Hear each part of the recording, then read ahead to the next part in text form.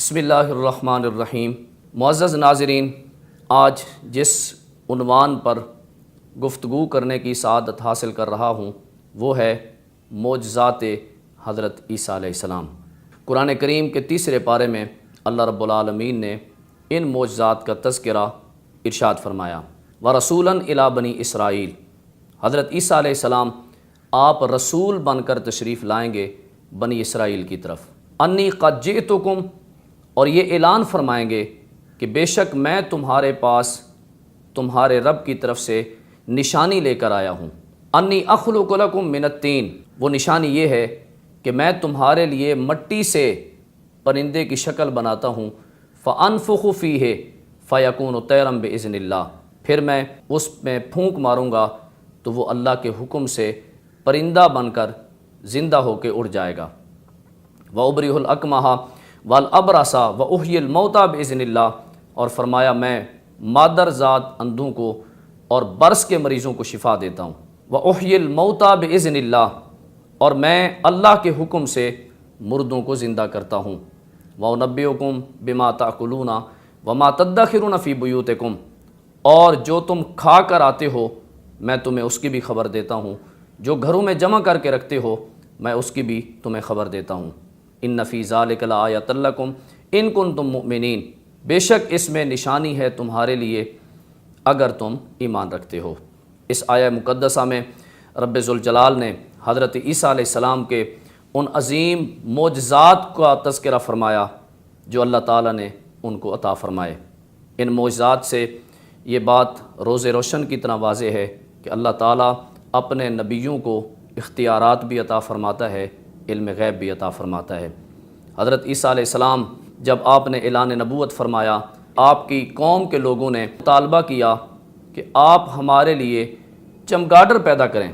حضرت عیسیٰ علیہ السلام نے چمگادڑ کی صورت بنائی، مٹی سے اس کی مورتی بنائی، پھر اس میں پھونک ماری تو وہ زندہ ہو کر ہوا میں اڑ گئی۔ مفسرین کرام فرماتے ہیں کہ چمگادڑ میں وہ خصوصیات ہیں جو باقی پرندوں میں نہیں، یعنی اس کے دانت ہوتے ہیں، یہ ہستی ہے، اور اس کے علاوہ اس کی چھاتی ہے، اور یہ بچے جنتی ہے۔ یہ حضرت عیسیٰ علیہ السلام کے بنانے سے چمگادڑ جو ہے وہ پیدا ہوئی، اور آپ نے روح پھونکی تو یہ ہوا میں اڑ گئی۔ یہ آپ کا معجزہ ہے۔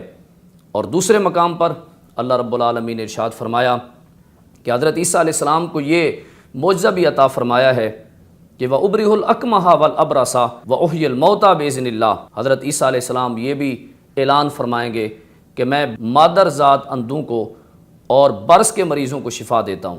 مادر ذات جو ماں کے پیٹ سے پیدا ہونے والا بچہ نابینا پیدا ہو تو اس کا علاج نہیں، آج سائنس اپنی تمام تر ترقی کے باوجود اس بچے کی بینائی کو واپس نہیں لا سکتی جو بچہ ماں کے پیٹ سے پیدا ہوتے ہی نابینا ہو، مگر اللہ نے اپنے نبیوں کو یہ طاقت اور اختیار بھی عطا فرمایا۔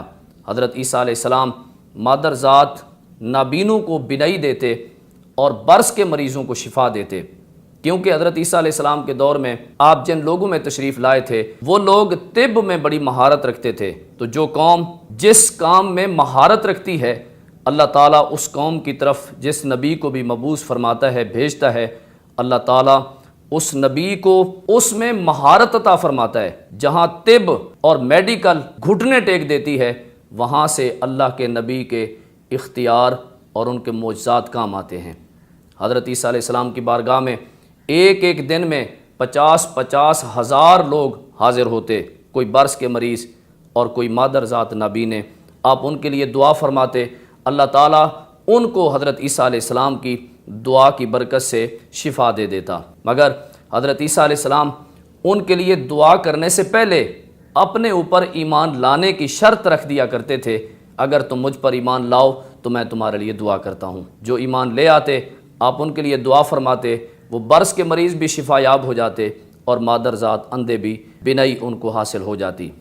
حضرت عیسیٰ علیہ السلام نے آپ کے معجزات میں جو آخری بات قرآن کریم میں اللہ تعالیٰ نے اسی آیت میں بیان فرمائی وہ تھی ما فی الارحام کا علم، جو کچھ تم کھا کر آتے ہو، فرمایا میں تمہیں وہ بھی بتاتا ہوں، اور جو تم گھروں میں جمع کر کے رکھتے ہو وہ بھی بتاتا ہوں۔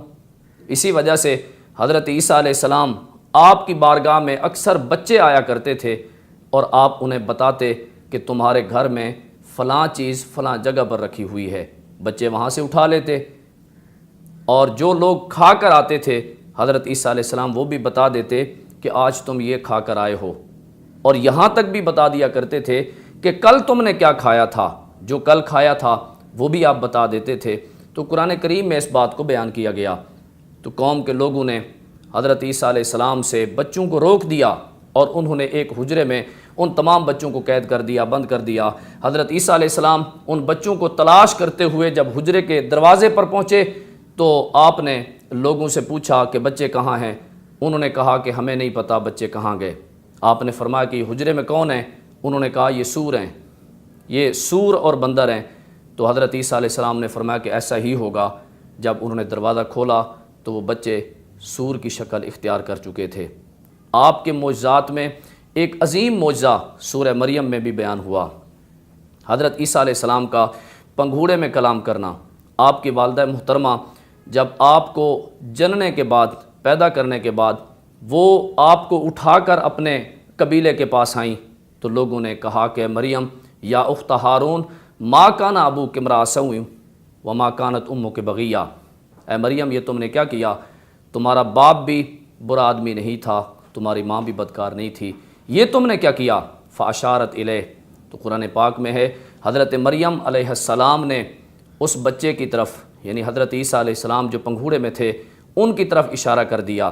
قالوا کیف نکلم من کان فی المہد صبیہ۔ تو قوم کے لوگوں نے کہا اے مریم جو بچہ پنگھوڑے میں ہے ہم اس سے کیسے کلام کریں؟ قال انی عبد اللہ آتانی الکتاب وجعلنی نبیہ۔ تو قرآن کریم میں اللہ پاک نے فرمایا کہ حضرت عیسیٰ علیہ السلام جو پنگھوڑے میں تھے، چند دن کے بچے تھے، آپ ان کی بات سن رہے تھے تو آپ نے پنگھوڑے میں ہی اعلان نبوت فرما دیا۔ آپ نے فرمایا انی عبد اللہ، بے شک میں اللہ کا بندہ ہوں، آتانی الکتاب وجعلنی نبیہ، اللہ نے مجھے کتاب دی ہے اور اللہ نے مجھے نبی بنایا ہے۔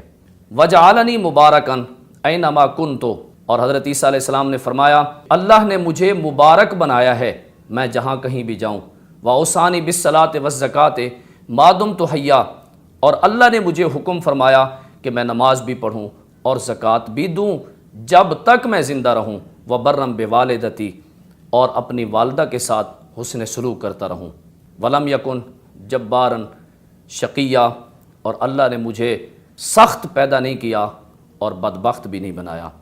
یہ حضرت عیسیٰ علیہ السلام کے معجزات جو قرآن کریم میں بیان ہوئے آپ حضرات کے سامنے بیان کر دیے ہیں۔ اللہ رب العالمین ہم سب کو انبیاء کے معجزات کو ماننے اور تسلیم کرنے کی توفیق عطا فرمائے، قرآن پاک کو پڑھنے، سمجھنے اور اس پر عمل کرنے کی توفیق عطا فرمائے۔ وآخر دعوایا ان الحمد للہ رب العالمین۔